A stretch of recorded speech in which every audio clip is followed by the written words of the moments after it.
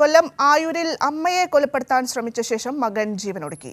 ആയൂർ ഇളമാട് സ്വദേശി രഞ്ജിത്താണ് മരിച്ചത്. അമ്മ സുജാതയെ തിരുവനന്തപുരം മെഡിക്കൽ കോളേജ് ആശുപത്രിയിൽ പ്രവേശിപ്പിച്ചു. കൂടുതൽ വിവരങ്ങളുമായി രാജ്കുമാറുണ്ട്. രാജ്കുമാർ, എപ്പോഴായിരുന്നു ഈ സംഭവം ഉണ്ടായത്? ഈ സുജാതയുടെ ആരോഗ്യസ്ഥിതിയിൽ എങ്ങനെയൊക്കെയാണ് ആശുപത്രി അധികൃതർ പറയുന്നത്?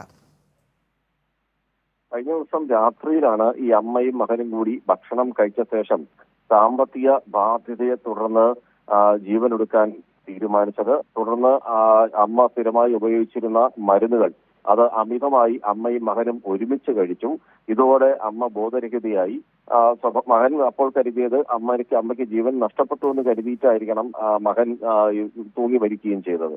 പക്ഷേ പിന്നീട് അവിടെ KSEB ജീവനക്കാരൻ പണം അടയ്ക്കാത്തത് ചൂണ്ടിക്കാട്ടി അത് പറയാനായി അവിടെ വന്നപ്പോൾ വെള്ളം വേണമെന്നുള്ള ഒരു ഉറക്കെ പറയുന്നത് കേട്ട് അദ്ദേഹം ശ്രദ്ധിച്ചപ്പോഴാണ് ഇതിലിങ്ങനെ ഈ ഒരു കാഴ്ച കാണുന്നത്. തുടർന്ന് അയൽവാസികളെ അറിയിച്ചു. അയൽവാസികൾ വാർഡ് മെമ്പർമാരെ അറിയിച്ചു. ഇവരെല്ലാം ചേർന്ന് വീട് പരിശോധിച്ചപ്പോഴാണ് മകനെ തൂങ്ങി മരിച്ച നിലയിലും അമ്മയെ ഇങ്ങനെ അവശ നിലയിലും കണ്ടെത്തിയത്.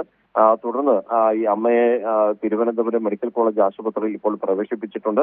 അമ്മ ഇപ്പോൾ തീവ്രപരിചരണ വിഭാഗത്തിൽ ചികിത്സയിലാണ്. ആരോഗ്യനില ഈ അതേ പോയപ്പോൾ ഇന്നിപ്പോ ഉള്ള അതേ നിലയിൽ തന്നെ തുടരുകയാണ്. പുരോഗതിയൊന്നുമില്ല.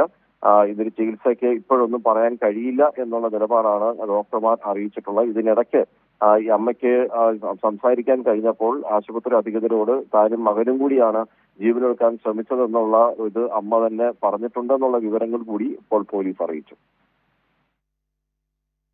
ശരി, കൊല്ലം ആയൂരിലാണ് അമ്മയെ കൊലപ്പെടുത്താൻ ശ്രമിച്ചത്. ശേഷം മകൻ ജീവനൊടുക്കിയിരിക്കുകയാണ്. ആയൂർ ഇളമാട് സ്വദേശി രഞ്ജിത്താണ് മരിച്ചത്. അമ്മ സുജാത തിരുവനന്തപുരം മെഡിക്കൽ കോളേജ് ആശുപത്രിയിൽ ചികിത്സയിൽ തുടരുകയാണ്. സാമ്പത്തിക പ്രശ്നങ്ങളാണ് ഇത്തരത്തിൽ ഒരു ക്രൂരകൃത്യത്തിന് കാരണമെന്നാണ് മനസ്സിലാക്കാൻ സാധിക്കുന്നത്. രാജ്കുമാറാണ് വാർത്തയുടെ വിശദാംശങ്ങൾ നൽകിയത്.